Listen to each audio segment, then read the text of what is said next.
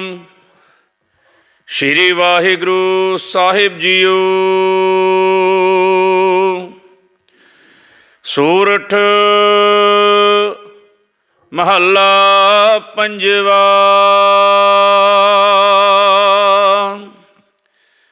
ਪਰਮੇਸ਼ਰ ਦਿੱਤਾ ਬੰਨਾ, ਦੁਖ ਰੋਗ ਕਾ ਡੇਰਾ ਭੰਨਾ। ਆਨੰਦ ਕਰਹਿ ਨਰ ਨਾਰੀ, ਹਰ ਹਰ ਪ੍ਰਭ ਕਿਰਪਾ ਧਾਰੀ। ਪਰਮੇਸ਼ਰ ਦਿੱਤਾ ਬੰਨਾ, ਦੁਖ ਰੋਗ ਕਾ ਡੇਰਾ ਭੰਨਾ। ਆਨੰਦ ਕਰਹਿ ਨਰ ਨਾਰੀ, ਹਰ ਹਰ ਪ੍ਰਭ ਕਿਰਪਾ ਧਾਰੀ। ਸੰਤਹੁ ਸੁਖ ਹੋਆ ਸਭ ਥਾਈ, ਪਾਰ ਬ੍ਰਹਮ ਪੂਰਨ ਪਰਮੇਸ਼ਰ, ਰਵ ਰਹਿਆ ਸਭਨੀ ਜਾਈ। ਰਹਾਉ ਧੁਰ ਕੀ ਬਾਣੀ ਆਈ, ਤਿਨ ਸਗਲੀ ਚਿੰਤ ਮਿਟਾਈ। ਦਇਆਲ ਪੁਰਖ ਮਿਹਰਬਾਨਾ, ਹਰ ਨਾਨਕ ਸਾਚ ਵਖਾਨਾ।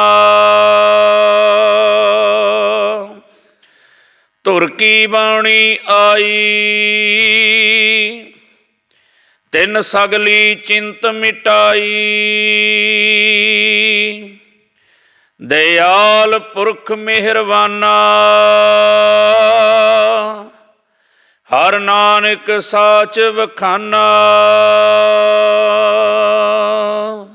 ਵਾਹਿਗੁਰੂ ਜੀ ਕਾ ਖਾਲਸਾ, ਵਾਹਿਗੁਰੂ ਜੀ ਕੀ ਫਤਿਹ। ਰਾਜਾਨ ਰਾਜ, ਭਾਨਾਨ ਭਾਨ, ਦੇਵਾਨ ਦੇਵ, ਚਵਰ ਤੇ ਛਤਰ ਦੇ ਮਾਲਕ, ਖੰਡਾਂ ਬ੍ਰਹਿਮੰਡਾਂ ਦੇ ਮਾਲਕ, ਧੰਨ ਧੰਨ ਸਤਿਗੁਰੂ ਗੁਰੂ ਗ੍ਰੰਥ ਸਾਹਿਬ ਮਹਾਰਾਜ ਜੀਆਂ ਦੀ ਪਾਵਨ ਤੇ ਪਵਿੱਤਰ ਬਾਰਗਾਹ ਦੇ ਵਿੱਚ ਜੁੜ ਬੈਠੀ ਗੁਰਪਿਆਰੀ ਸਾਧ ਸੰਗਤ ਜੀ, ਆਓ ਸਤਿਗੁਰੂ ਜੀ ਦਾ ਅੰਮ੍ਰਿਤ ਵੇਲੇ ਦਰਸ਼ਨ ਦੀਦਾਰ ਕਰਦੇ ਹਾਂ। ਧੰਨ ਗੁਰੂ ਤੇਗ ਬਹਾਦਰ ਸਾਹਿਬ ਮਹਾਰਾਜ, ਧੰਨ ਗੁਰੂ ਗੋਬਿੰਦ ਸਿੰਘ ਜੀ ਮਹਾਰਾਜ ਜੀਆਂ ਦੀ ਅਪਾਰ ਬਖਸ਼ਿਸ਼ ਸਦਕਾ ਸਤਿਗੁਰੂ ਜੀ ਦੇ ਪਾਵਨ ਪਵਿੱਤਰ ਸਥਾਨ 'ਤੇ ਜੁੜ ਕਰਕੇ ਅੰਮ੍ਰਿਤ ਵੇਲੇ ਦੀਵਾਨਾਂ ਦੇ ਵਿੱਚ ਸਤਿਗੁਰ ਦੀ ਸਿਫਤ ਸਲਾਹ ਕਰ ਰਹੇ ਹਾਂ। ਸੋ ਸਤਿਗੁਰੂ ਜੀ ਨੇ ਬੜੀ ਕਿਰਪਾ ਕੀਤੀ ਹੈ, ਰਹਿਮਤ ਕੀਤੀ ਹੈ, ਬਖਸ਼ਿਸ਼ ਕੀਤੀ ਹੈ। ਉਸ ਦਾਤੇ ਤੋਂ ਬਲਿਹਾਰ ਜਾਈਏ, ਕੁਰਬਾਨ ਜਾਈਏ, ਜਿਸ ਦਾਤੇ ਨੇ ਇੰਨੀਆਂ ਦਾਤਾਂ ਬਣਾਈਆਂ। ਸੋ ਹੁਕਮਨਾਮਾ ਸਾਹਿਬ ਦੀ ਦਾਤ ਜੋ ਸਤਿਗੁਰੂ ਜੀ ਨੇ ਅੰਮ੍ਰਿਤ ਵੇਲੇ ਤੋਂ ਉੱਠ ਕਰਕੇ ਬਖਸ਼ਿਸ਼ ਕੀਤੀ, ਔਰ ਇਸ ਦੇ ਨਾਲ ਹੀ ਸਾਧ ਸੰਗਤ ਜੀ ਨਿਤਨੇਮ ਦੀਆਂ ਬਾਣੀਆਂ ਆਪਾਂ ਸਰਵਣ ਕੀਤੀਆਂ। ਸੋ ਸਤਿਗੁਰੂ ਜੀ ਦਾ ਕੋਟਾਨ ਕੋਟ ਧੰਨਵਾਦ ਹੈ। ਆਓ ਹੁਕਮਨਾਮਾ ਸਾਹਿਬ ਦੀ ਵਿਚਾਰ ਰੋਜ਼ਾਨਾ ਦੀ ਤਰ੍ਹਾਂ ਆਪਾਂ ਰਲ ਕੇ ਕਰ ਸਕੀਏ, ਉਸ ਦਾਤੇ ਦੀ ਗੁਣ ਗਾਇਨ ਕਰ ਸਕੀਏ, ਸੁਣ ਸਕੀਏ। ਮਨੋਂ ਦੀ ਇਕਾਗਰਤਾ ਬਣਾਉਣ ਲਈ ਇੱਕ ਵਾਰੀ ਪਿਆਰ ਸਤਿਕਾਰ ਸਹਿਤ ਸਾਰੇ ਕਹਿਣਾ ਕਰੀਏ ਜੀ, ਸਤਨਾਮ। ਸੂਰਠ ਮਹੱਲਾ ਪੰਜਵਾ। ਸੂਰਠ ਰਾਗ ਹੈ। ਧੰਨ ਧੰਨ ਸਤਿਗੁਰੂ ਗੁਰੂ ਅਰਜਨ ਦੇਵ ਜੀ ਮਹਾਰਾਜ ਪੰਚਮ ਪਾਤਸ਼ਾਹ ਜੀ ਦੀ ਉਚਾਰਨ ਕੀਤੀ ਹੋਈ ਬਾਣੀ ਹੈ, ਜੋ 627 ਔਰ 628 ਅੰਗ ਦੇ ਉੱਤੇ ਸੁਭਾਏਮਾਨ ਹੈ।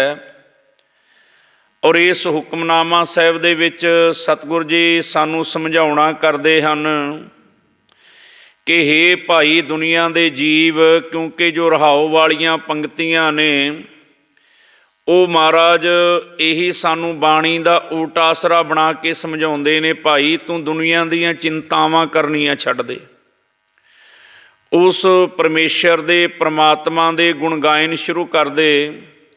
ਇਸ ਜਿੰਦ ਦਾ ਲਾਹਾ ਲੈਣ ਲਈ ਉਸ ਪ੍ਰਭੂ ਦੇ ਪ੍ਰਮਾਤਮਾ ਦੇ ਗੁਣ ਗਾਇਆ ਕਰ। ਇਹੀ ਸਾਨੂੰ ਸਤਿਗੁਰੂ ਜੀ ਸਮਝਾਉਣਾ ਕਰ ਰਹੇ ਹਨ। ਮਹਾਰਾਜ ਬਚਨ ਕਰਦੇ ਨੇ, ਪਰਮੇਸ਼ਰ ਦਿੱਤਾ ਬੰਨਾ।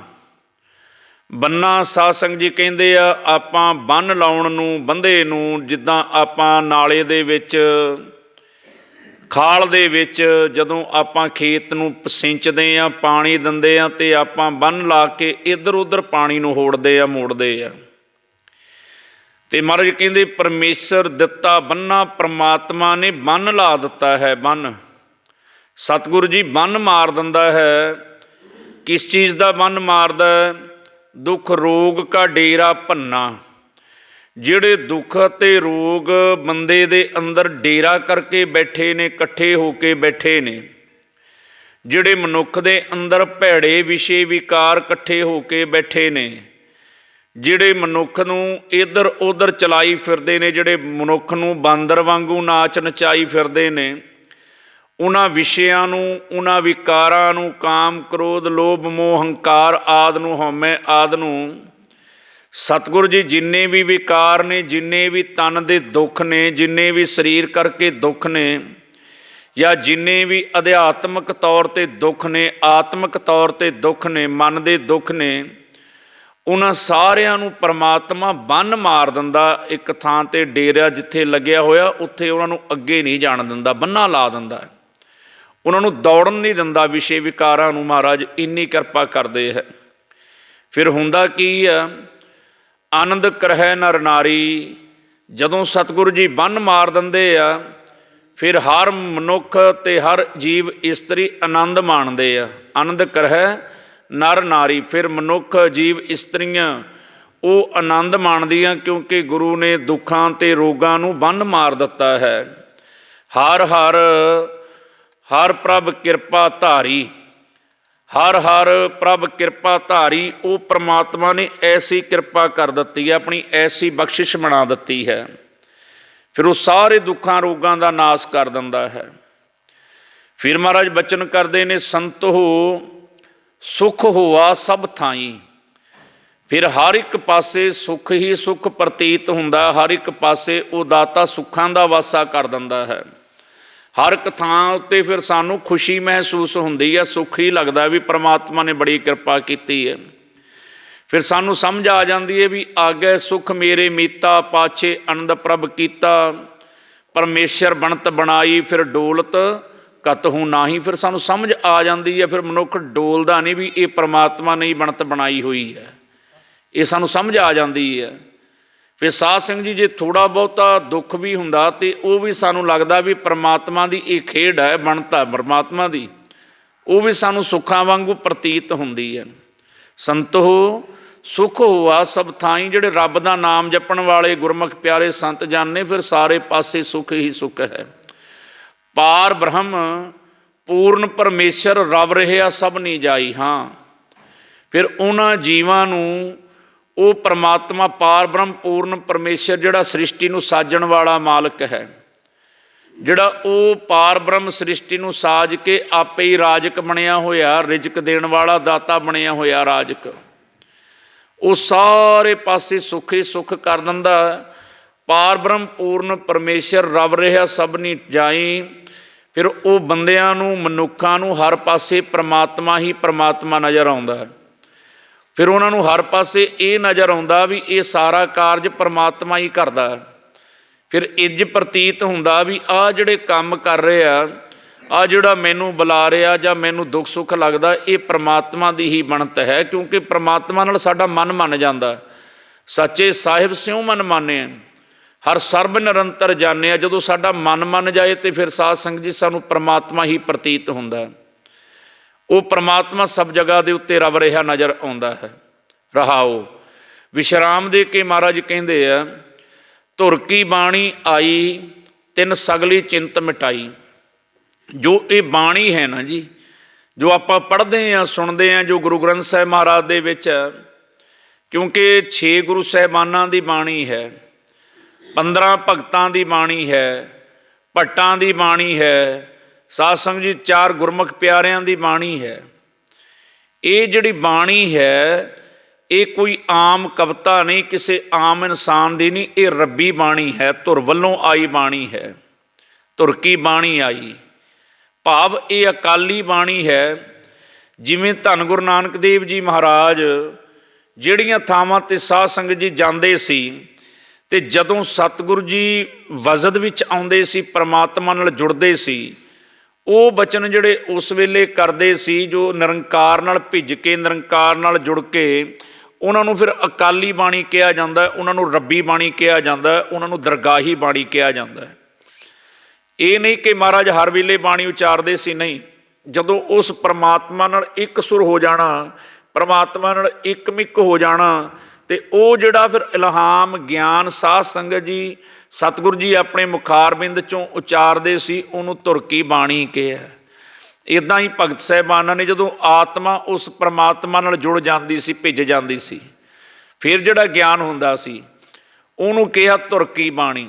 ਇੱਦਾਂ ਜਿੱਦਾਂ ਵੇਦ ਨੇ ਸਾਧ ਸੰਗਤ ਜੀ, 4 ਵੇਦ ਨੇ, ਰਿਗਵੇਦ, ਯਜੁਰਵੇਦ, ਅਥਰਵਣ, ਇਹ ਸ਼ਿਆਮ ਵੇਦ, 4 ਵੇਦ ਨੇ। ਜਿਹੜੇ ਵੇਦ ਨੇ ਆਪਾਂ ਸਨਾਤਨ ਧਰਮ ਦੇ ਲੋਕ ਮੰਨਦੇ ਨੇ ਵੀ ਇਹ ਬ੍ਰਹਮਾ ਜੀ ਦੇ ਉਚਾਰਨ ਕੀਤੇ ਹੋਏ ਵੇਦ ਹੈ, ਬ੍ਰਹਮਾ ਜੀ ਨੇ ਬਣਾਏ। ਕਿਸੇ ਪੰਡਤ ਨੂੰ, ਵਿਦਵਾਨ ਨੂੰ ਪੁੱਛਾਂਗੇ, ਉਹ ਕਹੇਗਾ ਜੀ ਇਹ ਬ੍ਰਹਮਾ ਜੀ ਦੇ ਉਚਾਰਨ ਕੀਤੇ ਹੋਏ ਵੇਦ ਹੈ। ਪਰ ਜਦੋਂ ਆਪਾਂ, ਮੈਂ ਕੋਈ ਕਿੰਤੂ ਨਹੀਂ ਕਰਦਾ ਸਾਧ ਸੰਗਤ ਜੀ, ਜਦੋਂ ਆਪਾਂ ਗਹਿਰਾਈ ਵਿੱਚ ਜਾਂਦੇ ਹਾਂ, ਅਸਲ ਦੇ ਵਿੱਚ ਜਿਹੜੇ ਰਿਸ਼ੀ ਮੁਨੀ ਪੈਗੰਬਰ ਪਹਾੜਾਂ ਦੇ ਵਿੱਚ ਜਾਂ ਜੰਗਲਾਂ ਦੇ ਵਿੱਚ, ਕੁੰਦਰਾਂ ਦੇ ਵਿੱਚ ਬੈਠ ਜਾਂਦੇ ਸੀ, ਰੱਬ ਨਾਲ ਆਪਣੀ ਸਮਾਧੀ ਜੋੜ ਲੈਂਦੇ ਸੀ। ਉਹਨਾਂ ਨੇ ਕਈ ਮਹੀਨੇ ਰੱਬ ਨਾਲ ਜੁੜੇ ਰਹਿਣਾ, ਰੱਬ ਦੀ ਯਾਦ ਵਿੱਚ ਜੁੜੇ ਰਹਿਣਾ। ਫਿਰ ਉਹਨਾਂ ਨੂੰ ਪਰਮਾਤਮਾ ਨਾਲ ਇੱਕਮਿਕ ਹੋ ਕੇ ਜਿਹੜਾ ਅਨੁਭਵ ਹੁੰਦਾ ਸੀ, ਉਹ ਫਿਰ ਕੁੰਭ ਆਦਿ ਮੇਲਿਆਂ ਦੇ ਉੱਤੇ ਸਾਰੇ ਰਿਸ਼ੀ ਮੁਨੀ ਇਕੱਠੇ ਹੁੰਦੇ ਸੀ। ਸਾਧ ਸੰਗਤ ਜੀ ਫਿਰ ਉਹ ਵਿਚਾਰ ਕਰਦੇ ਸੀ ਆਪਸ ਦੇ ਵਿੱਚ, ਅਤੇ ਉਹਨਾਂ ਨੂੰ ਲਿਖ ਲਿਆ ਜਾਂਦਾ ਸੀ ਵੀ ਇਹ ਅਨੁਭਵ ਕੀਤਾ। ਅਤੇ ਅਦੀਬ ਕਹਿੰਦੇ, ਸਿਆਣੇ ਕਹਿੰਦੇ, ਇਹ ਉਹਨਾਂ ਰਿਸ਼ੀਆਂ ਦਾ, ਉਹਨਾਂ ਮੁਨੀਆਂ ਦਾ, ਉਹਨਾਂ ਰੱਬ ਦੇ ਜੀਆਂ ਦਾ, ਜਿਹੜੇ ਰੱਬ ਦੇ ਨਾਲ ਇੱਕਮਿਕ ਹੋਏ, ਇੱਕ ਸੁਰ ਹੋਏ, ਉਹਨਾਂ ਦੇ ਉਚਾਰਨ ਕੀਤੇ ਹੋਏ ਬਚਨ ਨੇ, ਉਹਨਾਂ ਦਾ ਉਚਾਰਨ ਕੀਤਾ ਹੋਇਆ ਅਨੁਭਵ ਹੈ, ਜਿਨ੍ਹਾਂ ਨੂੰ ਵੇਦ ਕਿਹਾ ਜਾਂਦਾ ਹੈ, ਜਿਹੜੇ ਮਨੁੱਖ ਮਾਤਰ ਦਾ ਉਧਾਰ ਕਰਨ ਵਾਸਤੇ ਹੁੰਦੇ ਆ। ਇੱਦਾਂ ਜਿਹੜੀ ਧੁਰ ਕੀ ਬਾਣੀ ਹੈ ਸਾਧ ਸੰਗਤ ਜੀ, ਭਾਵੇਂ ਬਾਈਬਲ ਹੈ, ਭਾਵੇਂ ਗੀਤਾ ਹੈ, ਚਾਹੇ ਇਹ 4 ਵੇਦ ਨੇ, ਚਾਹੇ ਕੁਰਾਨ ਸ਼ਰੀਫ ਹੈ, ਉਹ ਉਹਨਾਂ ਦੇ ਪੈਰੋਕਾਰਾਂ ਵੱਲੋਂ ਆਪ ਨਹੀਂ ਲਿਖੀ ਗਈ ਅਤੇ ਨਾ ਲਿਖਵਾਈ ਗਈ। ਕਿਉਂਕਿ ਵੇਦ ਬ੍ਰਹਮਾ ਜੀ ਨੇ ਆਪ ਨਹੀਂ ਲਿਖੇ, ਉਹਨਾਂ ਤੋਂ ਬਾਅਦ ਵਿੱਚ ਲਿਖੇ ਗਏ ਆ। ਇਸੇ ਤਰ੍ਹਾਂ ਕੁਰਾਨ ਸ਼ਰੀਫ ਸਾਧ ਸੰਗਤ ਜੀ ਹਜ਼ਰਤ ਮੁਹੰਮਦ ਸਾਹਿਬ ਨੇ ਨਹੀਂ ਲਿਖੀ, ਉਸ ਤੋਂ ਬਾਅਦ ਵਿੱਚ ਲਿਖੀ ਗਈ ਹੈ। ਇਸੇ ਤਰ੍ਹਾਂ ਰਾਮਾਇਣ ਜਿਹੜੀ ਆ ਤੁਲਸੀਦਾਸ ਜੀ ਨੇ ਲਿਖੀ ਆ, ਉਹ ਭਗਵਾਨ ਰਾਮ ਜੀ ਨੇ ਖੁਦ ਆਪ ਰਾਮਾਇਣ ਨਹੀਂ ਲਿਖੀ ਹੈ। ਦੁਨੀਆ 'ਤੇ ਜਿੰਨੇ ਗ੍ਰੰਥ ਪਾਏ ਜਾਂਦੇ ਆ, ਉਹ ਉਹਨਾਂ ਦੇ ਪੈਰੋਕਾਰਾਂ ਨੇ, ਪੈਗੰਬਰਾਂ ਨੇ ਆਪ ਨਹੀਂ ਲਿਖੇ। ਕੇਵਲ ਤੋਂ ਕੇਵਲ ਇੱਕ ਸ੍ਰੀ ਗੁਰੂ ਗ੍ਰੰਥ ਸਾਹਿਬ ਜੀ ਮਹਾਰਾਜ ਹੈ, ਜੋ ਗੁਰੂ ਸਾਹਿਬਾਨਾਂ ਨੇ ਆਪ ਲਿਖਿਆ, ਲਿਖਾਇਆ। ਆਖੋ ਸਤਨਾਮ। ਇਹਦੇ ਵਿੱਚ ਕੋਈ ਮਿਲਾਵਟ ਨਹੀਂ ਕੀਤੀ। ਧੰਨ ਗੁਰੂ ਅਰਜਨ ਦੇਵ ਜੀ ਮਹਾਰਾਜ ਨੇ ਲਿਖਾਇਆ, ਭਾਈ ਗੁਰਦਾਸ ਜੀ ਲਿਖਦੇ ਰਹੇ, ਅਤੇ ਸਤਿਗੁਰੂ ਗੁਰੂ ਅਰਜਨ ਦੇਵ ਜੀ ਮਹਾਰਾਜ ਲਿਖਾਉਂਦੇ ਰਹੇ। ਇਹ ਪਹਿਲਾ ਗੁਰੂ ਗ੍ਰੰਥ ਸਾਹਿਬ ਹੈ ਜੋ ਗੁਰੂ ਸਾਹਿਬਾਨਾਂ ਨੇ ਆਪਣੇ ਅਨੁਭਵ ਨੂੰ, ਆਪਣੇ ਗਿਆਨ ਨੂੰ, ਉਸ ਪਰਮਾਤਮਾ ਨਾਲ ਇੱਕ ਸੁਰ ਹੋਈ ਜ਼ਿੰਦਗੀ ਦੇ ਤਾਲ ਨੂੰ ਜੋ ਉਚਾਰਨ ਕੀਤਾ, ਜਿਹਨੂੰ ਆਪਾਂ ਬਾਣੀ ਕਹਿੰਦੇ, ਗੁਰੂ ਮੁਖਾਂ ਦੇ ਵਿੱਚੋਂ ਨਿਕਲੇ ਹੋਣ ਕਰਕੇ, ਭਗਤਾਂ ਪਿਆਰਿਆਂ ਦੇ ਮੁਖ 'ਚੋਂ ਲਿਖਣ ਹੋਣ ਕਰਕੇ ਆਪਾਂ ਇਹਨੂੰ ਧੁਰ ਕੀ ਬਾਣੀ ਕਹਿੰਦੇ ਹਾਂ। ਧੁਰ ਕੀ ਬਾਣੀ ਆਈ। ਅਤੇ ਸਤਿਗੁਰੂ ਜੀ ਧੰਨ ਗੁਰੂ ਅਰਜਨ ਦੇਵ ਜੀ ਮਹਾਰਾਜ ਇਸ ਹੁਕਮਨਾਮਾ ਸਾਹਿਬ ਵਿੱਚ ਸਾਧ ਸੰਗਤ ਜੀ ਇਹੀ ਬਚਨ ਕਰ ਰਹੇ ਆ। ਕਹਿੰਦੇ ਭਾਈ ਇਹ ਧੁਰ ਕੀ ਬਾਣੀ ਹੈ, ਇਹ ਰੱਬੀ ਬਾਣੀ ਹੈ, ਇਹ ਦਰਗਾਹੀ ਬਾਣੀ ਹੈ, ਇਹ ਸੁੱਖਾਂ ਦੀ ਦਾਤੀ ਬਾਣੀ ਹੈ। ਮਹਾਰਾਜ ਨੇ ਉਚਾਰਨ ਕੀਤੀ ਨਾ ਸੁਖਮਣੀ ਸਾਹਿਬ, ਉਹਦਾ ਸੁਖਮਣੀ ਨਾਮ ਕਿਉਂ ਰੱਖਿਆ? ਕਿਉਂਕਿ ਸੁੱਖਾਂ ਦੀ ਮਣੀ ਹੈ, ਸੁੱਖਾਂ ਦੀ ਮਣੀ। ਵੀ ਜੇ ਤੂੰ ਪੜ੍ਹੇਗਾ, ਜਪੇਗਾ ਤੇ ਸੁੱਖ ਪ੍ਰਾਪਤ ਹੋਣਗੇ, ਸੁਖਮਣੀ ਸਾਹਿਬ। ਇਸ ਲਈ ਉਹਦਾ ਸਰਲੇਖ ਸੁਖਮਣੀ ਸਾਹਿਬ ਰੱਖਿਆ ਮਹਾਰਾਜ ਨੇ। ਧੁਰ ਕੀ ਬਾਣੀ ਆਈ, ਤਿੰਨ ਸਗਲੀ ਚਿੰਤ ਮਿਟਾਈ। ਸਾਧ ਸੰਗਤ ਜੀ, ਜਦੋਂ ਇਹ ਪ੍ਰਮਾਤਮਾ ਨੇ ਧੁਰ ਕੀ ਬਾਣੀ ਜਿਹੜੀ ਆਪਾਂ ਨੂੰ ਦਿੱਤੀ ਹੈ ਨਾ, ਇਸ ਨੂੰ ਪੜ੍ਹਨ ਦੇ ਨਾਲ, ਇਸ ਨੂੰ ਮੰਨਣ ਦੇ ਨਾਲ, ਇਸ ਨੂੰ ਵਿਚਾਰਨ ਦੇ ਨਾਲ ਮਨੁੱਖ ਦੀਆਂ ਸਭ ਚਿੰਤਾਵਾਂ ਖਤਮ ਹੋ ਜਾਂਦੀਆਂ ਨੇ। ਚਿੰਤਾਵਾਂ ਦੁਨੀਆ ਦੇ ਉੱਤੇ ਦੋ ਤਰ੍ਹਾਂ ਦੇ ਮਨੁੱਖ ਪਾਏ ਜਾਂਦੇ ਆ। ਇੱਕ ਸਾਧ ਸੰਗਤ ਜੀ ਉਹ ਨੇ ਜਿਹੜੇ ਚਿੰਤਨ ਕਰਦੇ ਨੇ, ਤੇ ਇੱਕ ਕਿਸਮ ਉਹਨਾਂ ਲੋਕਾਂ ਦੀ ਆ ਜਿਹੜੇ ਚਿੰਤਾ ਕਰਦੇ ਨੇ। ਚਿੰਤਨ ਅਤੇ ਚਿੰਤਾ। ਚਿੰਤਨ ਹੁੰਦਾ ਪਰਮੇਸ਼ਰ ਦੀ ਯਾਦ, ਤੇ ਚਿੰਤਾ ਹੁੰਦਾ ਕਿਸੇ ਦੀ ਸੋਚ ਵਿੱਚ ਡੁੱਬੇ ਰਹਿਣਾ। ਚਿੰਤਾ, ਚਿੰਤਨ ਅਤੇ ਚਿੰਤਾ ਵਿੱਚ ਅੰਤਰ ਹੈ। ਜਿਹੜੇ ਪ੍ਰਭੂ ਦੇ ਪਿਆਰੇ ਨੇ, ਗੁਰਮੁਖ ਪਿਆਰੇ, ਉਹ ਚਿੰਤਨ ਕਰਦੇ ਨੇ, ਚਿੰਤਨ ਕਰਕੇ ਸੁੱਖ ਪ੍ਰਾਪਤ ਕਰਦੇ ਨੇ, ਪਰਮਾਤਮਾ ਦੇ ਸਿਮਰਨ ਨਾਲ ਜੁੜਦੇ ਨੇ, ਪਰਮਾਤਮਾ ਵਾਹਿਗੁਰੂ ਦੀ ਯਾਦ ਵਿੱਚ ਜੁੜਦੇ ਨੇ, ਤੇ ਉਹ ਫਿਰ ਪਰਮਾਤਮਾ ਦੀ ਰਜ਼ਾ ਦੇ ਵਿੱਚ ਰਾਜੀ ਰਹਿੰਦੇ ਨੇ। ਉਹਨਾਂ ਨੂੰ ਚਿੰਤਾ ਰੋਗ ਨਹੀਂ ਲੱਗਦਾ। ਜਿਹੜੇ ਪਰਮਾਤਮਾ ਦੀ, ਇੱਕ ਚੇਤੇ ਰੱਖਣਾ, ਜਿਹੜੇ ਲੋਕ ਚਿੰਤਨ ਘੱਟ ਕਰਦੇ ਆ ਉਹਨਾਂ ਲੋਕਾਂ ਨੂੰ ਚਿੰਤਾ ਜ਼ਿਆਦਾ ਲੱਗਦੀ ਹੈ, ਤੇ ਜਿਹੜੇ ਲੋਕ ਚਿੰਤਨ ਬਹੁਤਾ ਕਰਦੇ ਆ ਤੇ ਉਹਨਾਂ ਨੂੰ ਚਿੰਤਾ ਕਿਸੇ ਪ੍ਰਕਾਰ ਦੀ ਨਹੀਂ ਹੁੰਦੀ, ਕਿਉਂਕਿ ਚਿੰਤਨ ਚਿੰਤਾ ਨੂੰ ਮਾਰ ਦਿੰਦਾ ਹੈ। ਚਿੰਤਾ ਦੀ ਅਸਲ ਦਵਾਈ ਜਿਹੜੀ ਹੈ ਉਹ ਚਿੰਤਨ ਹੈ। ਜਿਵੇਂ ਆਪਾਂ ਕਹਿੰਦੇ ਨੇ ਵੀ ਇਹਨੂੰ ਤਾਂ ਟੈਨਸ਼ਨ ਹੋ ਗਈ ਜੀ, ਬੰਦਾ ਕਮਲਿਆਂ ਵਾਂਗੂ ਫਿਰਦਾ ਰਹੇਗਾ, ਟੈਨਸ਼ਨ ਹੋ ਗਈ ਜੀ, ਚਿੰਤਾ ਕਹਿ ਲਓ, ਆਪਾਂ ਇੰਗਲਿਸ਼ ਵਿੱਚ ਉਹਨੂੰ ਟੈਨਸ਼ਨ ਕਹਿ ਦਿੰਦੇ ਹਾਂ। ਪਰ ਮਹਾਰਾਜ ਕਹਿੰਦੇ ਜੋ ਬੰਦਾ ਚਿੰਤਨ ਨਹੀਂ ਕਰਦਾ ਉਹ ਚਿੰਤਾ ਦਾ ਜਹਾਜ਼ ਤੇ ਚੜ੍ਹ ਜਾਂਦਾ ਹੈ। ਜਿਹੜਾ ਬੰਦਾ ਚਿੰਤਨ ਕਰਦਾ ਤੇ ਉਹ ਚਿੰਤਾ ਤੋਂ ਮੁਕਤ ਹੋ ਜਾਂਦਾ ਹੈ, ਕਿਉਂਕਿ ਚਿੰਤਾ ਦੀ ਅਸਲ ਦਵਾਈ ਚਿੰਤਨ ਹੈ, ਪਰਮਾਤਮਾ ਦਾ ਨਾਮ ਹੈ। ਹੋਰ ਕੋਈ ਦੁਨੀਆ ਤੇ ਦਵਾਈ ਨਹੀਂ, ਪ੍ਰਭੂ ਦਾ ਨਾਮ ਹੈ। ਚਿੰਤਾ ਦੀ ਦਵਾਈ ਜੇ ਹੈ ਤੇ ਚਿੰਤਨ ਹੈ। ਪਰ ਇਹ ਦਵਾਈ ਤੈਨੂੰ ਪਹਿਲਾਂ ਜਦੋਂ ਤੂੰ ਰੋਗੀ ਨਹੀਂ ਉਦੋਂ ਲੈਣੀ ਪਏਗੀ। ਜਦੋਂ ਚਿੰਤਾ ਵਿੱਚ ਡੁੱਬ ਗਿਆ ਫਿਰ ਤੇ ਚਿੰਤਨ ਵਾਲੇ ਪਾਸੇ ਨੂੰ ਤੇਰਾ ਮਨ ਹੀ ਨਹੀਂ ਜਾਣਾ। ਇਹ ਤਾਂ ਸ਼ੁਰੂ ਤੋਂ ਹੀ ਕਾਰਜ ਕਰਨਾ ਪਏਗਾ ਚਿੰਤਨ ਵਾਲਾ। ਹੁਣ ਇੱਥੇ ਹੀ ਮਹਾਰਾਜ ਕਹਿੰਦੇ ਵੀ ਬੰਦਾ ਚਿੰਤਾ ਕਰਦਾ, ਟੈਨਸ਼ਨ ਲੈਂਦਾ, ਜਿਹੜੀ ਚਿੰਤਾ ਹੈ ਨਾ ਫਿਰ ਉਹ ਰੋਗ ਬਣਾ ਦਿੰਦੀ ਹੈ, ਰੋਗਾਂ ਦਾ ਕਾਰਨ ਬਣ ਜਾਂਦੀ ਹੈ, ਸਰੀਰ ਰੋਗੀ ਬਣ ਜਾਂਦਾ ਹੈ। ਪਰ ਜਦ ਕਿ ਉਸ ਨੂੰ ਪਤਾ ਨਹੀਂ ਵੀ ਚਿੰਤਾ ਨਹੀਂ ਕਰਨੀ ਚਾਹੀਦੀ, ਚਿੰਤਾ ਕਰਨ ਵਾਲਾ ਤੇ ਪਰਮਾਤਮਾ। ਹੁਣ ਚਿੰਤਾ ਕਿੱਦਾਂ ਹੁੰਦੀ ਹੈ ਵੀ ਅਸੀਂ ਰੋਟੀ ਕਿੱਥੋਂ ਖਾਵਾਂਗੇ, ਕੰਮਕਾਰ ਬੰਦ ਹੋ ਗਏ, ਇਹ ਹੋ ਗਏ, ਮੇਰਾ ਬੱਚਾ ਨੌਕਰੀ ਨਹੀਂ ਲੱਗਿਆ, ਮੇਰਾ ਫਲਾਣਾ ਕੰਮ ਨਹੀਂ ਬਣਿਆ, ਇਹ ਨਹੀਂ ਹੋਇਆ, ਮੇਰੇ ਫਲਾਣੇ ਰਿਸ਼ਤੇਦਾਰ ਨੂੰ ਇੱਦਾਂ ਹੋ ਗਿਆ। ਦੁਨੀਆ ਦੀ ਚਿੰਤਾ ਬੰਦਾ ਹੀ ਚੱਕੀ ਫਿਰਦਾ, ਆਪੇ ਚਿੰਤਾ ਕਰੀ ਜਾਂਦਾ, ਉਹ ਫਿਰ ਰੋਗ ਬਣ ਜਾਂਦੇ ਆ। ਧੰਨ ਗੁਰੂ ਰਾਮਦਾਸ ਮਹਾਰਾਜ ਜੀ ਬਾਣੀ ਦੇ ਵਿੱਚ ਬਚਨ ਕਰਦੇ ਨੇ, ਕਹਿੰਦੇ ਨਾ ਕਰ ਚਿੰਤ ਚਿੰਤਾ ਹੈ ਕਰਤੇ। ਕਹਿੰਦੇ ਉਹ ਭਲਿਆ ਬੰਦਿਆ ਤੂੰ ਚਿੰਤਾ ਨਾ ਕਰ, ਕਿਉਂਕਿ ਤੇਰੀ ਚਿੰਤਾ ਉਸ ਪਰਮੇਸ਼ਰ ਨੂੰ ਹੈ ਜਿਹਨੇ ਤੈਨੂੰ ਭੇਜਿਆ ਸੰਸਾਰ ਤੇ। ਤੈਨੂੰ ਭੇਜਿਆ ਉਹਨੂੰ ਚਿੰਤਾ ਹੈ।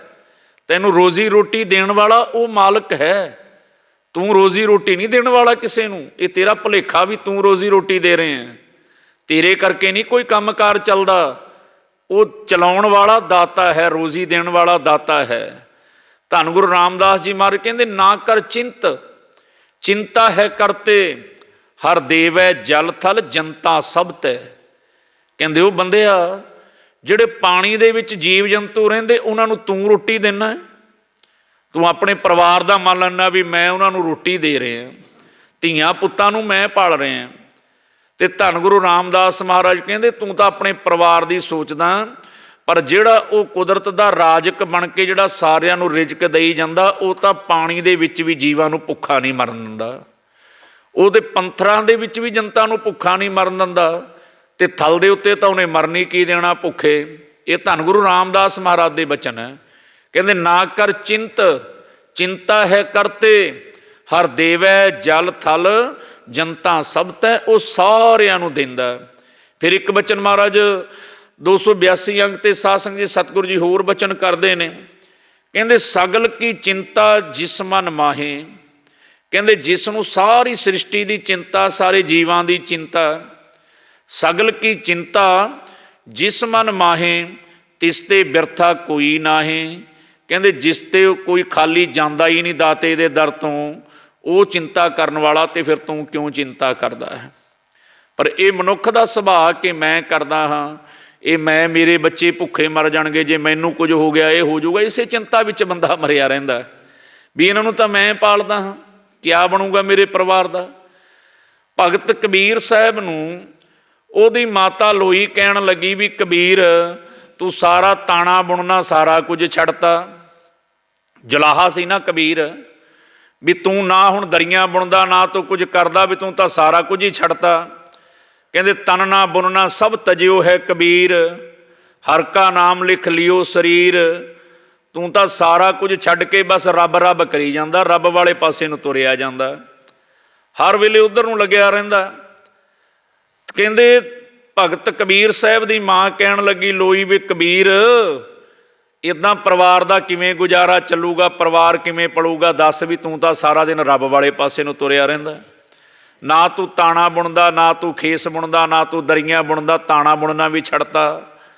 ਤੇਰੇ ਬੱਚਿਆਂ ਦਾ, ਕਿਉਂਕਿ ਬੱਚੇ ਸੀ ਕਮਾਲ ਤੇ ਕਮਾਲੀ, ਇਹਨਾਂ ਦਾ ਕੀ ਬਣੂਗਾ? ਵੀ ਕਬੀਰ ਇਹ ਤਾਂ ਚੰਗੀ, ਉਹ ਚਿੰਤਾ ਵਿੱਚ ਪੈ ਗਈ ਇਸੇ ਗੱਲ ਨੂੰ ਲੈ ਕੇ ਵੀ ਇਹਨਾਂ ਦਾ ਕੀ ਬਣੂਗਾ, ਵੀ ਇਹ ਤਾਂ ਚੰਗੀ ਗੱਲ ਨਹੀਂ। ਕਹਿੰਦੇ ਤਨਨਾ ਬੁਣਨਾ ਸਭ ਤਜਿਓ ਹੈ ਕਬੀਰ, ਹਰ ਕਾ ਨਾਮ ਲਿਖ ਲਿਓ ਸਰੀਰ। ਜਬ ਲਗ ਤਾਗਾ ਬਾਹੋ ਬੇਹੀ, ਤਬ ਲਗ ਬਿਸਰੈ ਰਾਮ ਸਨੇਹੀ। ਕਹਿੰਦੇ ਓਛੀ ਮਤ ਮੇਰੀ ਜਾਤ ਜੁਲਾਹਾ, ਹਰ ਕਾ ਨਾਮ ਲਹਿਓ ਮੈਂ ਲਾਹਾ। ਕਹਿਤ ਕਬੀਰ ਸੁਨੋ ਮੇਰੀ ਮਾਈ, ਹਮਰਾ ਇਨਕਾ ਦਾਤਾ ਏਕ ਰਘੁਰਾਈ। ਕਹਿੰਦੇ ਇਹ ਮੇਰੀ ਮਾਂ, ਮੇਰੀ ਗੱਲ ਸੁਣ।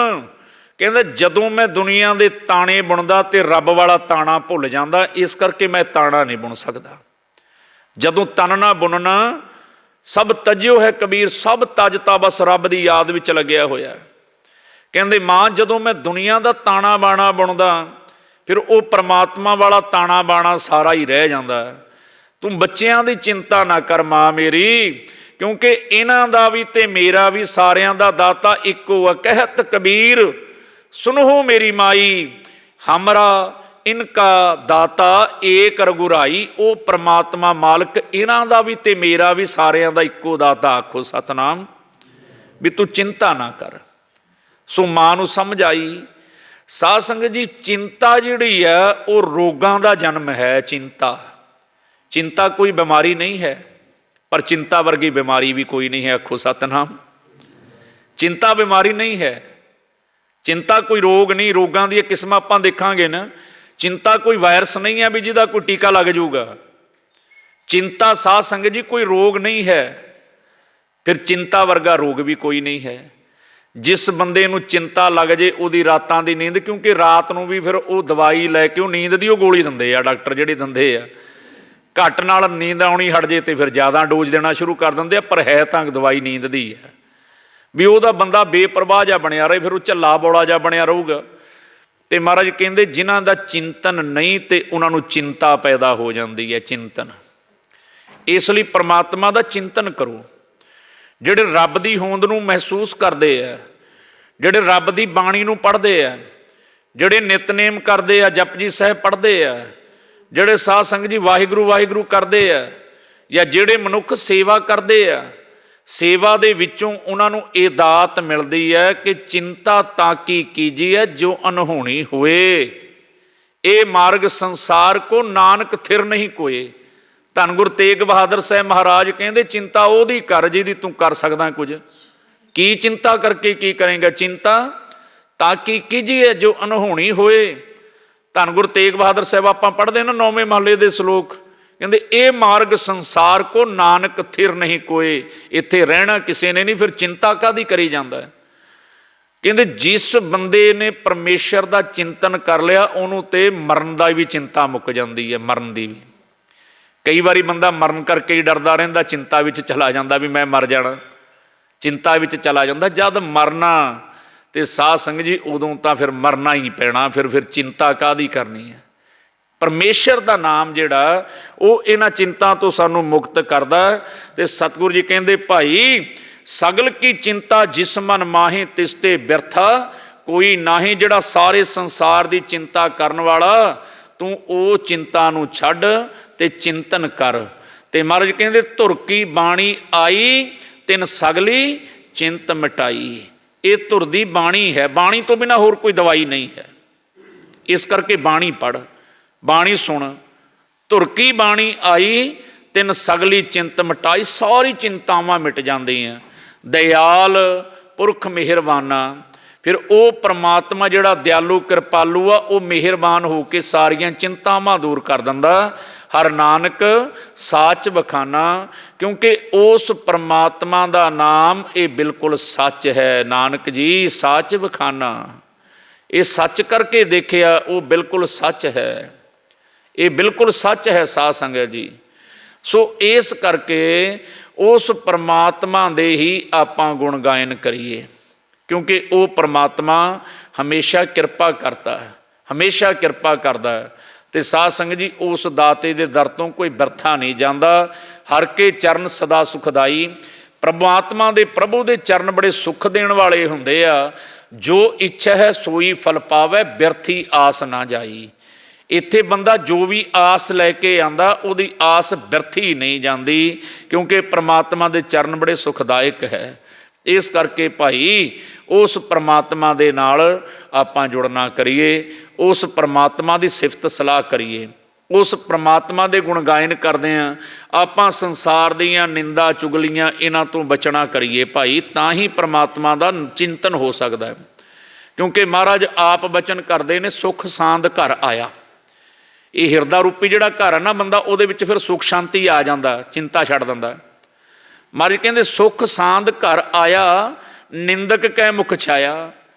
कहंदे निंदकां दे मुख दे विच तां जिवें छाछ ही पैंदी आ साध संगत जी, छाछ। मक्खण कौन खांदे आ? संत जन। मक्खण कौन खांदे आ? जिहड़े गुरु के जन, जिहड़े सिफत सलाह करन वाले सुनन वाले। ते छाछ, छाछ पीए संसारा, बाकी तां निंदा रूपी छाछ ही पी जांदे आ। जिहड़ा तत्त है वो गुरमुख जन पी जांदे आ, ते छाछ पीण वाले फिर साध संगत जी जग दीयां निंदा दे विच चिंतावां दे विच ही लगे रहिंदे आ। इस करके उस दाते दे पूरा गुर पहराया, बिन से दुख सबाया, संत हो साचे की वडियाई, जिन अचरज सोभ बनाई। ये परमात्मा की सच्चे की वडियाई है। सो ये अज हुक्मनामा साहिब विच आपां नूं सतगुरु जी समझाउंदे ने, भाई धुर की बाणी आई, तिन सगली चिंत मिटाई। दयाल पुरख मेहरबाना, हर नानक साच बखाना। सो उस दाते की बाणी दे नाल आपां जुड़िए, सिमरन दे नाल साध संगत जी आपां जुड़िए। सो दाता बड़ी किरपा करदा। आओ जो आपां गुरमत दे नाल नाल साध संगत जी इतिहास रूपी विचार रोज़ कर रहे हैं, थोड़ी जी विचार आपां ओहदी करिए। क्योंकि हुण आपां ने भी बाणी दे नाल बंदे दीयां चिंतावां मिटदियां, ये आपां ने विचार कीती है साध संगत जी, जिवें सतगुरु जी ने बुलाया। हुण आपां ने देखना भी आपां ने टेंशन दीयां गोलियां लैणियां जां बाणी पढ़नी है। दोवां चों एक रस्ता जिहड़ा चंगा लगदा वो लै लिओ। जिहड़ी साध संगत जी गोलियां आपां खाने आ वो सहजे सहजे तेरी किडनियां नूं भी खराब कर दिंदियां, बंदे नूं भी खराब कर दिंदियां। जिहड़ी बाणी आ वो बंदे दे तन नूं भी अरोग कर दिंदी है ते मन नूं भी सुंदर बना दिंदी है। वो बंदे नूं सुंदर कर दिंदी है, रोगां तो देही नूं बचा दिंदी है, रोगां दा घाण कर दिंदी है।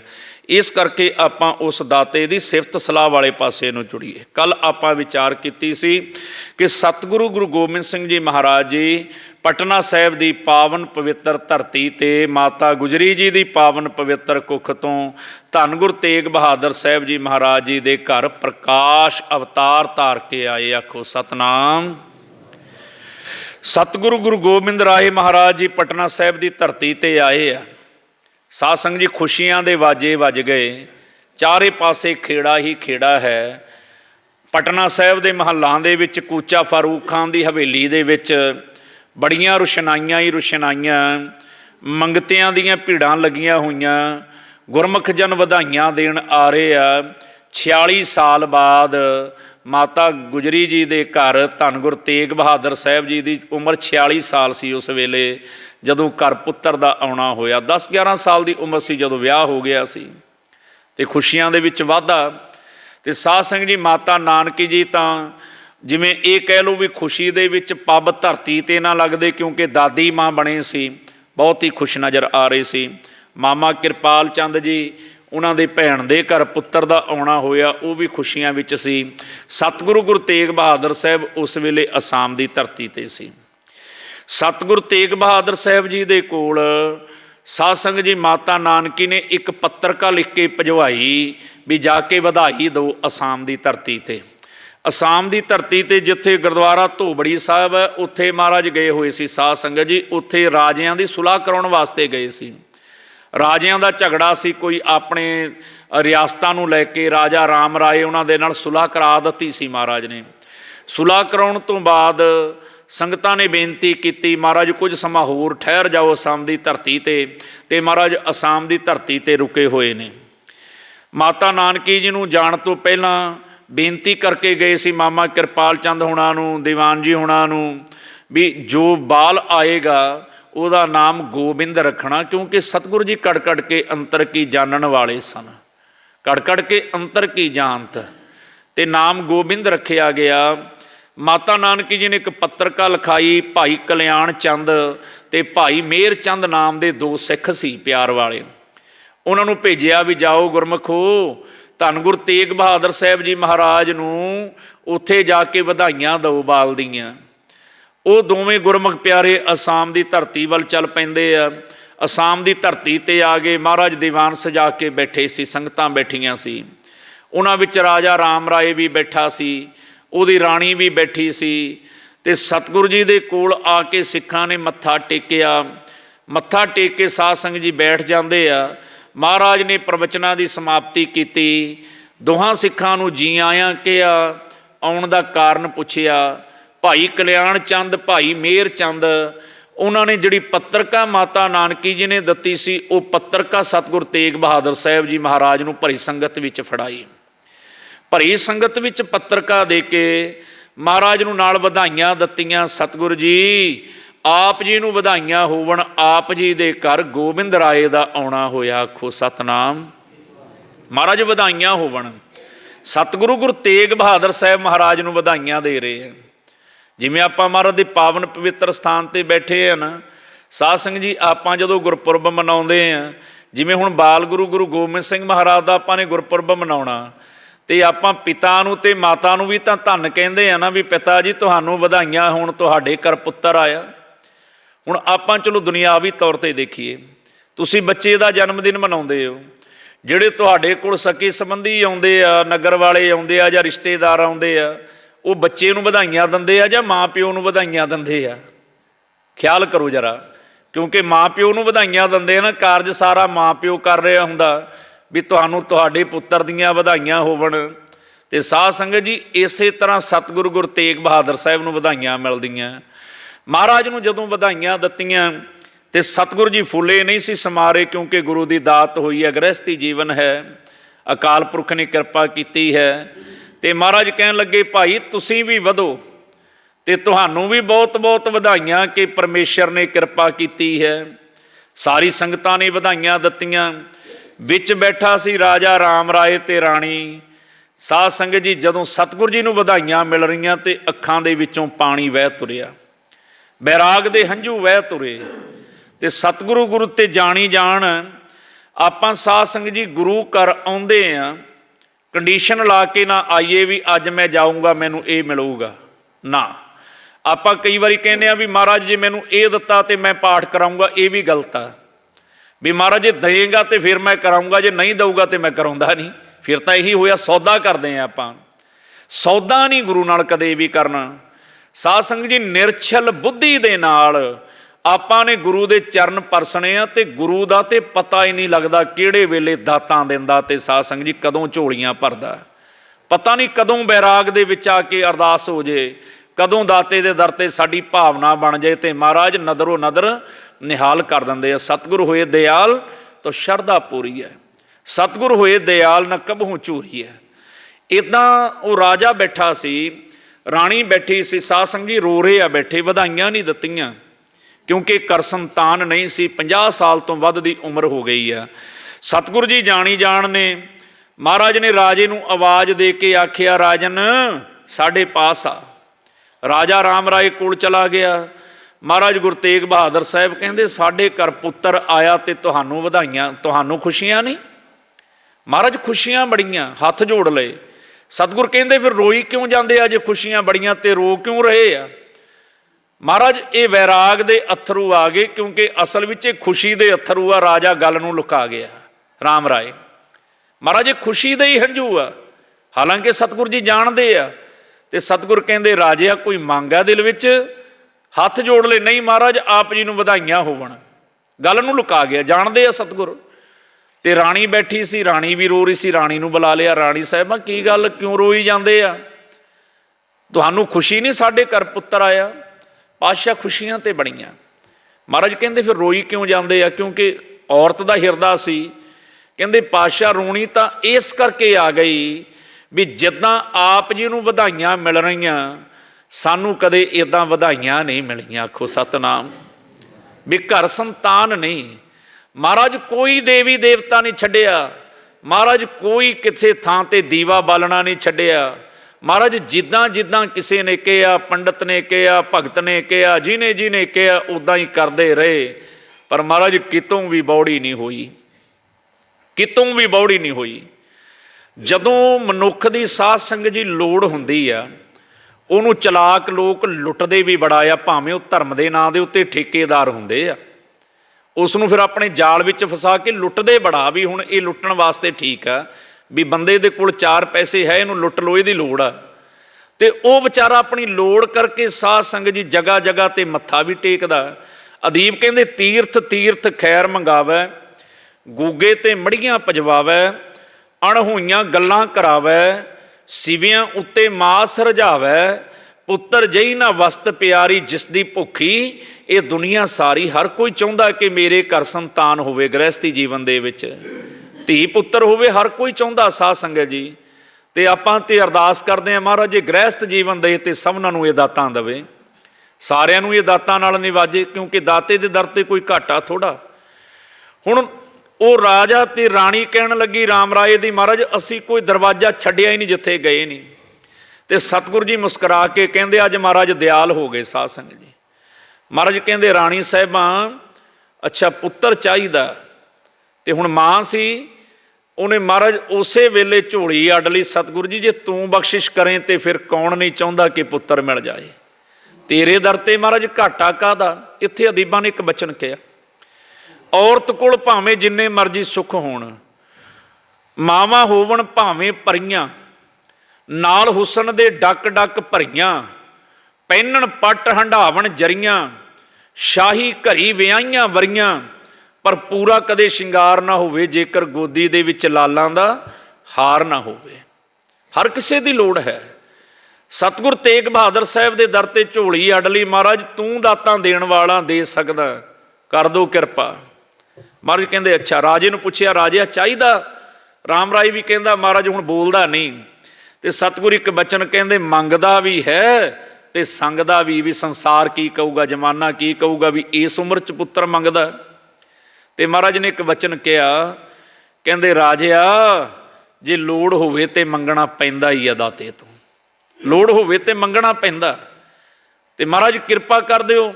ਸਤਿਗੁਰੂ ਜੀ ਨੇ ਇੱਕ ਮੋਹਰ, ਜਿਹੜੀਆਂ ਮੋਹਰਾਂ ਨਾਲ ਮੱਥਾ ਟੇਕ ਰਹੇ ਸੀ ਅਸ਼ਰਫੀਆਂ, ਇੱਕ ਮੋਹਰ ਚੁੱਕੀ, ਰਾਜਾ ਰਾਮ ਰਾਏ ਦੇ ਮੱਥੇ ਦੇ ਉੱਤੇ ਲਾਈ।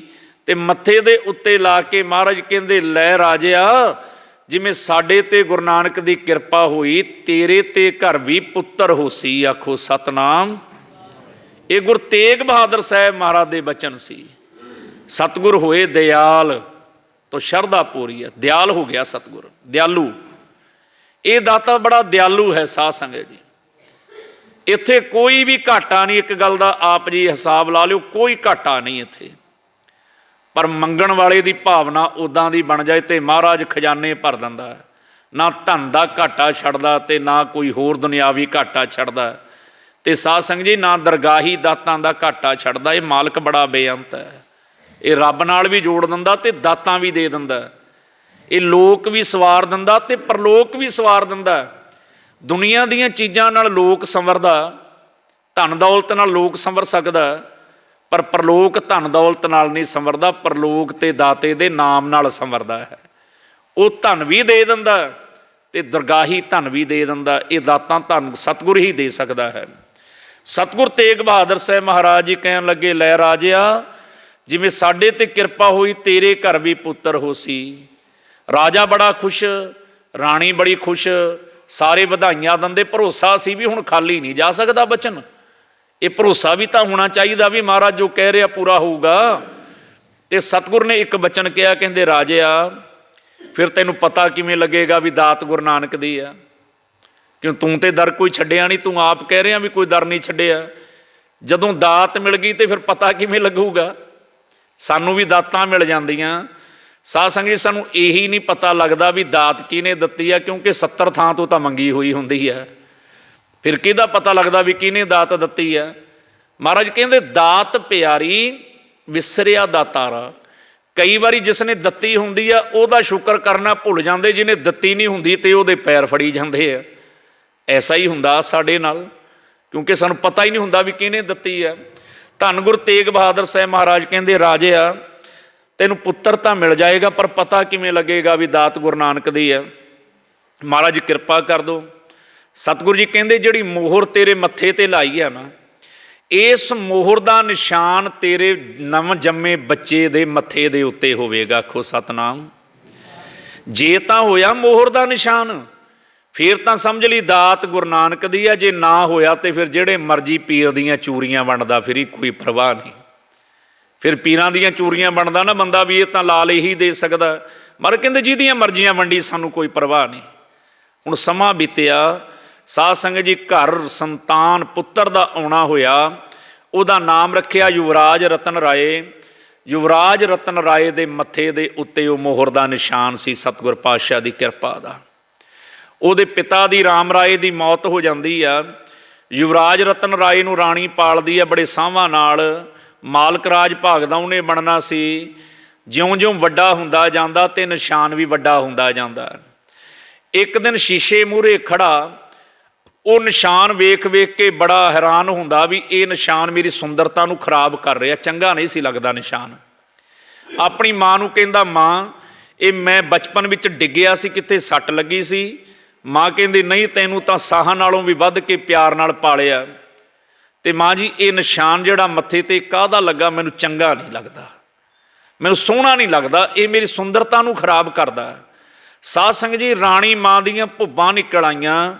ਰਾਣੀ ਨੇ ਇੱਕ ਬਚਨ ਕਿਹਾ, ਪੁੱਤਰ ਜੇ ਇਹ ਨਿਸ਼ਾਨ ਨਾ ਹੁੰਦਾ ਤੇ ਬੁਢਾਪੇ ਵੇਲੇ ਤੇਰੀ ਦਾਤ ਵੀ ਸਾਡੀ ਝੋਲੀ ਵਿੱਚ ਨਾ ਪੈਂਦੀ। ਇਹ ਨਿਸ਼ਾਨ ਹੀ ਤੇ ਹੈ। ਸਾਰਾ ਸਮਝਾਇਆ ਵੀ ਗੁਰੂ ਤੇਗ ਬਹਾਦਰ ਸਾਹਿਬ ਮਹਾਰਾਜ ਨੇ ਕਿਵੇਂ ਕਿਰਪਾ ਕੀਤੀ ਆ। ਪੁੱਤਰ ਜੀ ਅੱਜ ਤੋਂ ਬਾਅਦ ਨਾ ਕਹੀ ਕਿ ਨਿਸ਼ਾਨ ਚੰਗਾ ਨਹੀਂ ਲੱਗਦਾ। ਜਿੱਦਾਂ ਹੁਣ ਮਾਂ ਪੁੱਤਰ ਗੁਰੂ ਗੋਬਿੰਦ ਸਿੰਘ ਮਹਾਰਾਜ ਤੋਂ ਮੰਗ ਲੈਂਦੀ ਆ, ਸਾਧ ਸੰਗਤ ਜੀ ਧੰਨ ਗੁਰੂ ਤੇਗ ਬਹਾਦਰ ਸਾਹਿਬ ਤੋਂ ਮੰਗ ਲੈਂਦੀ ਆ। ਫਿਰ ਬੱਚਾ ਕੇਸ ਕਟਾਉਂਦਾ ਤੇ ਕਦੇ ਨਹੀਂ ਕਹਿੰਦੀ ਵੀ ਮਹਾਰਾਜ ਨੂੰ ਤੇ ਚੰਗਾ ਨਹੀਂ ਲੱਗਦਾ, ਬਸ ਉਹ ਆਪਣੀ ਸੁੰਦਰਤਾ ਨੂੰ ਦੇਖਦਾ ਰਹਿੰਦਾ ਵੀ ਮੈਨੂੰ ਚੰਗੇ ਨਹੀਂ ਲੱਗਦੇ, ਤਾਂ ਹੀ ਕਟਾਉਂਦਾ ਨਾ ਵੀ ਮੈਨੂੰ ਚੰਗੇ ਨਹੀਂ ਲੱਗਦੇ। ਪਰ ਗੁਰੂ ਨੂੰ ਤਾਂ ਚੰਗੇ ਲੱਗਦੇ ਆ। ਮਾਂ ਇਹ ਤਾਂ ਕਦੇ ਦੱਸੇ ਵੀ ਗੁਰੂ ਨੂੰ ਚੰਗਾ ਨਹੀਂ ਲੱਗਦਾ। ਇੱਦਾਂ ਸਾਹਿਬਜ਼ਾਦਿਆਂ ਨੂੰ ਚੰਗਾ ਨਹੀਂ ਲੱਗਦਾ। ਮੈਂ ਤੈਨੂੰ ਗੁਰੂ ਤੋਂ ਮੰਗਿਆ, ਜਦੋਂ ਤੂੰ ਸਰਹੰਦ ਮੱਥਾ ਟੇਕਣ ਜਾਂਦਾ ਤੇ ਨਹੀਂ ਚੰਗਾ ਲੱਗਦਾ ਤੇਰੇ ਭਰਾਵਾਂ ਨੂੰ, ਸਾਹਿਬਜ਼ਾਦਿਆਂ ਨੂੰ, ਉਹਨਾਂ ਨੂੰ ਚੰਗਾ ਨਹੀਂ ਲੱਗਦਾ ਮਾਤਾ ਗੁਜਰੀ ਨੂੰ। ਤੇ ਇੱਦਾਂ ਰਾਜੇ ਦੀ ਘਰਵਾਲੀ ਨੇ ਦੱਸਿਆ, ਬੇਟਾ ਇਹ ਗੁਰੂ ਤੇਗ ਬਹਾਦਰ ਸਾਹਿਬ ਦੀ ਦਾਤ ਆ, ਕਦੇ ਇਹ ਨਾ ਕਹੀ ਵੀ ਮੈਨੂੰ ਚੰਗੀ ਨਹੀਂ ਲੱਗਦੀ। ਸਤ ਬਚਨ ਮਾਂ ਮੈਂ ਦਰਸ਼ਨ ਕਰਨਾ ਚਾਹੁੰਦਾ। ਤੇ ਮਾਂ ਕਹਿੰਦੀ ਉਹ ਤਾਂ ਦਿੱਲੀ ਵਿਖੇ ਸ਼ਹਾਦਤ ਦਾ ਜਾਮ ਪੀ ਗਏ ਆ ਧਰਮ ਬਚਾਉਣ ਲਈ, ਨਿਰਾਸ਼ ਹੋ ਗਿਆ, ਉਦਾਸ ਹੋ ਗਿਆ, ਫਿਰ ਮੈਂ ਦਰਸ਼ਨ ਕਿਹਦੇ ਕਰਾਂ? ਤੇ ਮਾਂ ਕਹਿੰਦੀ ਇੱਦਾਂ ਕਰ, ਗੋਬਿੰਦ ਰਾਏ ਉਹਦਾ ਹੀ ਰੂਪ ਹੈ, ਉਹਦੇ ਦਰਸ਼ਨ ਕਰ। ਉਦੋਂ ਮਹਾਰਾਜ ਅਨੰਦਪੁਰ ਸਾਹਿਬ ਆ ਗਏ ਸੀ। ਸਾਧ ਸੰਗਤ ਜੀ ਫਿਰ ਆਪਾਂ ਉਧਰ ਨੂੰ ਪ੍ਰਕਰਨ ਲੈ ਕੇ ਜਾਵਾਂਗੇ। ਆਪਾਂ ਕੇਵਲ ਮੈਂ ਨਾਲ ਜੁੜਨ ਕਰਕੇ ਘਟਨਾ ਨੂੰ ਦੱਸ ਰਹੇ ਹਾਂ। ਤੇ ਮਾਂ ਨੇ ਨਾਲ ਇੱਕ ਗੱਲ ਕਹੀ, ਬੇਟਾ ਗੁਰੂ ਕੋਲ ਜਾਣਾ ਹੋਵੇ ਤੇ ਖਾਲੀ ਹੱਥ ਨਹੀਂ ਜਾਣਾ ਚਾਹੀਦਾ ਕਦੇ ਵੀ। ਭਾਵੇਂ ਕੁਝ ਵੀ ਲੈ ਕੇ ਜਾਓ, ਭੇਟਾ ਲੈ ਕੇ ਜਾਣੀ ਚਾਹੀਦੀ ਹੈ, ਥੋੜੇ ਚੋਂ ਥੋੜੀ, ਬਹੁਤੇ ਚੋਂ ਬਹੁਤੀ। ਮਾਂ ਕੀ ਲਵਾਂ? ਗੋਬਿੰਦ ਸ਼ਸਤਰਾਂ ਦਾ ਬੜਾ ਸ਼ੌਕੀਨ ਹੈ, ਸ਼ਸਤਰ ਲੈ ਕੇ ਜਾਈ। ਰਾਜੇ ਨੇ ਘੋੜੇ ਲਏ, 5 ਦਰਿਆਈ ਘੋੜੇ, ਸੋਨੇ ਦੀਆਂ ਸੰਜੋਆਂ ਨਾਲ ਲੈਸ ਕੀਤਾ, 5 ਕਲਾ ਸ਼ਸਤਰ ਲਿਆ, ਚੰਦਨ ਦੀ ਚੌਕੀ ਲਈ, ਜੰਗਲਾਂ ਦੇ ਵਿੱਚੋਂ ਇੱਕ ਹਾਥੀ ਦਾ ਬੱਚਾ ਪਕੜਾਇਆ, ਉਹਨੂੰ ਟ੍ਰੇਨਡ ਕੀਤਾ, ਜਿਹਦਾ ਸਫੇਦ ਰੰਗ ਹੈ, ਕਾਲੇ ਰੰਗ ਦੀ ਧਾਰੀ ਆ, ਜਿਹਨੂੰ ਪ੍ਰਸ਼ਾਦੀ ਹਾਥੀ ਕਿਹਾ ਜਾਂਦਾ। ਉਹਨੂੰ ਚੌਰ ਕਰਨੀ ਸਿਖਾਈ, ਉਹਨੂੰ ਹੋਰ ਅਨੇਕਾਂ ਕਰਤੱਵ ਜਿਵੇਂ ਸਾਧ ਸੰਗਤ ਜੀ ਪਾਲਤੂ ਪਸ਼ੂ ਨੂੰ ਸਿਖਾਏ ਜਾਂਦੇ, ਇੱਦਾਂ ਟ੍ਰੇਨਡ ਕੀਤਾ। ਇਹ ਉਹੀ ਹਾਥੀ ਹੈ ਜਿਹੜਾ ਗੁਰੂ ਗੋਬਿੰਦ ਸਿੰਘ ਮਹਾਰਾਜ ਦੇ ਉੱਤੇ ਚੌਰ ਕਰ ਦਿੰਦਾ ਸੀ, ਚੌਰ। ਇਹ ਉਹੀ ਰਾਜਾ ਲੈ ਕੇ ਆਇਆ। ਸੋ ਇਹ ਰਾਜਾ ਭੇਟਾਵਾਂ ਲੈ ਕੇ ਆਪਣੀ ਮਾਂ ਨੂੰ ਨਾਲ ਲੈ ਕੇ ਗੁਰੂ ਸਾਹਿਬ ਦੇ ਦਰਸ਼ਨ ਕੀਤੇ। ਮਹਾਰਾਜ ਬੜੇ ਪ੍ਰਸੰਨ ਹੋਏ। ਮਹਾਰਾਜ ਕਹਿੰਦੇ ਮੰਗ ਕੀ ਮੰਗਣਾ ਚਾਹੁੰਦਾ? ਤੇ ਉਸੇ ਵੇਲੇ ਮਾਂ ਨੇ ਕਿਹਾ, ਸਤਿਗੁਰੂ ਜੀ ਜਿਹੜੀ ਸਿੱਖੀ ਦਿੱਤੀ ਆ ਉਹਦੀ ਦਾਤ ਬਰਕਰਾਰ ਰਹੇ, ਬਣੀ ਰਹੇ, ਆਪ ਜੀ ਦੀਆਂ ਬਖਸ਼ਾਂ ਬਣੀਆਂ ਰਹਿਣ। इदां मेरे सतगुर ने किरपा की। फिर इन्हां दातां नाल ही किवें भंगाणी दा युद्ध हुंदा, किवें भीम चंद नूं चंगीआं लगदियां, वो अगां आपां फिर जिवें जिवें इतिहास आएगा वर्णन करन दा यतन करांगे। सो अज आपां ने केवल ये पक्ष लिया कि जिन्हां ने गुरु गोबिंद राय महाराज नूं धन कहा ते साध संगत जी उन्हां दे भी धनता दे योग बन गए। जे सतगुरु जी नूं वधाइयां दित्तियां ते वधाइयां देण वालियां दे घरां विच महाराज ने वधाइयां दित्तियां, महाराज ने सुख पैदा करते, उन्हां दी जिंदगी नूं सवार दित्ता। ऐसा मेरा दाता है धन गुरु तेग बहादुर साहब। तेग बहादुर सिमरिए घर नौ निध आवे धाए सब थाई होए सहाय। सो इस महाराज दे दर ते भाई सेवा करो। सेवा जिन्नी कोई सेवा करूगा, जिन्ना कोई शरधा नाल आऊगा, जिन्ना कोई प्रेम नाल आऊगा, तो महाराज ने उन्ना ही प्रेम दे के नवाजना, उन्ना ही साडा लोक ते परलोक सवारना। हुण अपनी भावना कि आपां किस भावना नाल गुरु दे कोल आउणा, ते गुरु उदां ही नवाजी जांदा, दिखदा नहीं पर वो दाता प्रतख हाज़र नाज़र है। सो इन्नी क सवावां प्रवान करियो। होईयां भुल्लां चुक्कां दी माफ़ी। सरबत संगतां दा बहुत बहुत धन्नवाद। आप जी अमृत वेले जुड़ के बैठते हो, महाराज सब दियां भावना गुरमत अनुसार पूरियां करन, चढ़दी कला दी दात बख्शिश करन, देह अरोगता दी दात बख्शिश करन। यही अरदास आपां गुरचरनां विच करदे हां। आओ कड़ा प्रशाद दी देग वरतेगी, सारे रल के सतगुर दा शुकराना सतनाम वाहिगुरू दा जाप करिए। कोई भी रसना खाली ना रहा करो, क्योंकि इस दे नाल गुरु दी किरपा मिलदी है। जे इत्थे भी राजे वांगू संगदे रह गए साध संगत जी, फिर आपां संगदे ही रह जावांगे, क्योंकि जेकर मंगना गुरु पासों तां ये दात है। आओ सारे रल के आपां सारे जपीए। जपो सतनाम सतनाम सतनाम जी, वाहेगुरु वाहेगुरु वाहेगुरु जी। जपो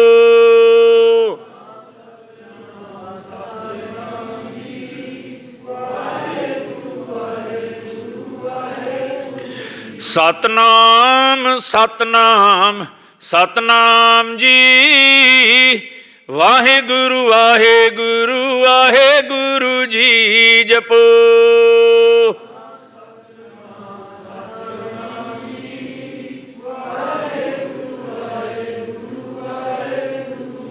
सतनाम सतनाम सतनाम जी, वाहेगुरु वाहेगुरु वाहेगुरु जी। जपो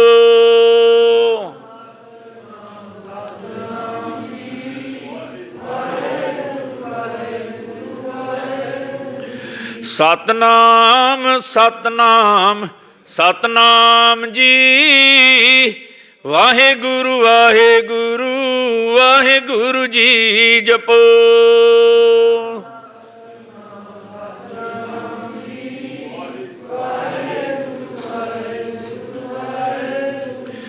सतनाम सतनाम सतनाम जी, वाहेगुरु वाहेगुरु वाहेगुरु जी। जपो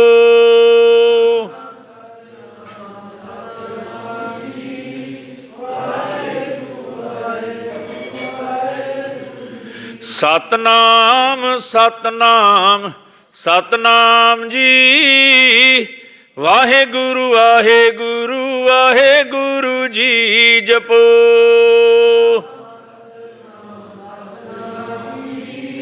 वाहेगुरु वाहेगुरु वाहेगुरु जी। वाहेगुरु जी का खालसा, वाहेगुरु जी की फतेह।